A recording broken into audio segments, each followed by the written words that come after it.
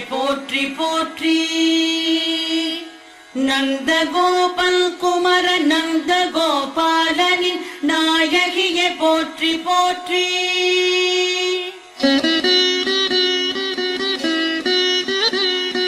செல்வங்கள் தருபவளே ஐம்புலனும் ஆனந்தம் பெற்றிடச் செய்யும் தாயே.